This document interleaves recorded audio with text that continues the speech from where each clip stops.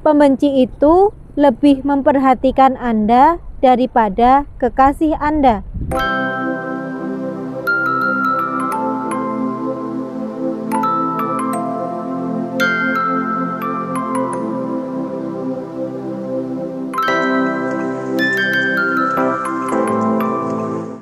Assalamualaikum warahmatullahi wabarakatuh. Bertemu kembali dengan saya Heni Aryati di channel Motivasi. Kali ini kita masih akan membahas tentang fitnah. Jika ada suatu fitnah yang terjadi kepada seseorang, apa langkah atau cara mengatasinya? Dibutuhkan 5 keikhlasan untuk mengatasi fitnah. Kenapa keikhlasan? Kenapa bukan teknik, bukan metode, atau bukan strategi? Karena tidak ada apapun yang terjadi yang tidak diizinkan oleh Tuhan. Jadi, semua yang telah terjadi pasti telah diizinkan oleh Tuhan. Sehingga untuk menghadapi fitnah, langkah pertama yang harus dilakukan, harus ikhlas dulu menerima bahwa itu dari Tuhan. Kecurian, kecopetan, atau kebakaran rumah, walaupun sulit diterima, tetapi itu adalah keputusan Tuhan. Cara yang pertama, meyakini bahwa fitnah tidak akan mengenai kita jika tidak diizinkan oleh Tuhan. Kalau kita diizinkan kejatuhan buah kelapa, sudah dari dulu kita kena. Tapi kita kan tidak kena toh. Jadi mungkinkah dalam hidup Anda ada seseorang yang mau menjahati Anda, kemudian dibuat kecelakaan oleh Tuhan? Mungkin. Sebetulnya itu adalah pertolongan bagi dia supaya dia tidak jadi orang jelek atau orang buruk, dan penyelamatan bagi Anda supaya tidak dijahati. Berarti kalau begitu, kenali bahwa itu adalah keputusan Tuhan dan itu butuh keikhlasan.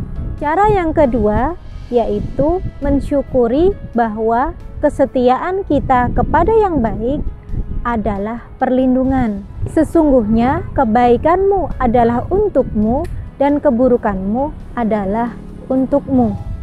Jadi kalau kita mau terlindungi dari keburukan, misalnya terkena fitnah, berarti kita harus menjadi orang yang baik. Berarti kebaikan adalah perlindungan.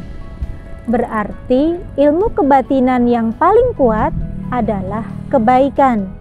Yang ketiga, memisahkan sahabat yang jujur dari mereka yang palsu dan pendengki.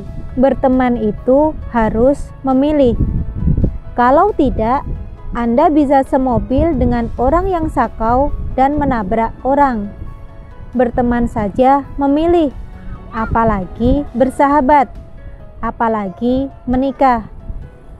Jadi, sahabat yang jujur dipisahkan dari yang palsu justru pada saat ada fitnah datang.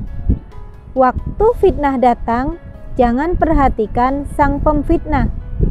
Perhatikan sahabat Anda. Mereka itu terlihat nanti yang palsu, yang mengunting dalam lipatan, yang menusuk dari belakang pada saat itu. Kalau sudah Anda kenali, buang. Anda tidak harus bersahabat dengan seluruh dunia. Satu orang baik saja sudah cukup. Apalagi kalau Anda tumbuhkan menjadi lebih banyak orang. Yang keempat, melebihkan kebaikan kepada jumlah jiwa yang lebih besar daripada kemampuan mereka untuk menghasut. Kalau satu orang menghasut 5 orang, Anda baiki 500 orang. Itu caranya. Nah, karena Anda tidak mampu balapan dengan penghasut, penghasut itu lebih rajin daripada kekasih loh ya. Pembenci itu lebih memperhatikan Anda daripada kekasih Anda.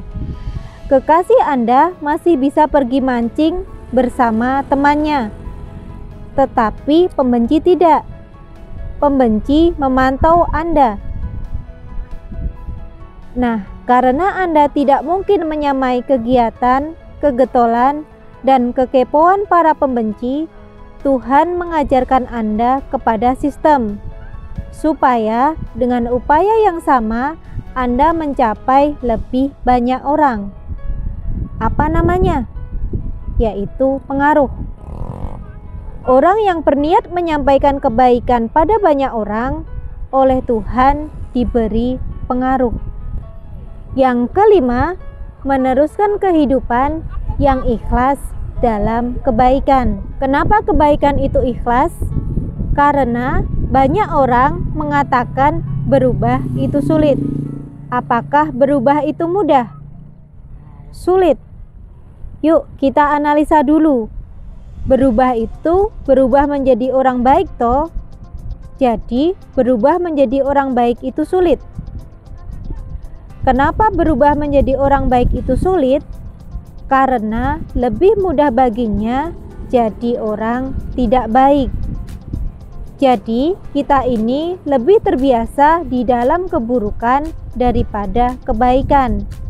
Makanya kalau dinasihati dia bilang susah. Kenapa?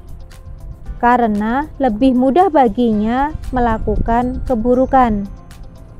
Jadi salah atau benar, kalau ada fitnah, ambil tanggung jawab pribadi. Salah atau benar, jangan jelaskan. Kalau ada fitnah, ambil tanggung jawab pribadi. Jadikanlah sebuah fitnah sebagai tanggung jawab pribadi untuk terus memperbaiki diri. Salah atau benar, jangan jelaskan. Ambil itu sebagai peringatan untuk memperbaiki diri. Setelah itu, Anda menjadi terlalu besar untuk difitnah pada tingkat itu. Tapi di tingkat atas ada lagi. Sehingga Anda tidak boleh duduk santai karena Anda sudah lewat dari kelas fitnah itu. Akan ada selalu fitnah pada kelas-kelas kehidupan yang lain. Semakin baik hidup Anda, semakin lebih banyak orang yang berniat mengurangi keberhasilan Anda dengan fitnah. Jadi berhati-hatilah. Berhati-hatilah karena fitnah akan selalu ada. Semakin baik kehidupan Anda, maka akan semakin banyak pemfitnah. Terima kasih, pembahasan kita sudah selesai.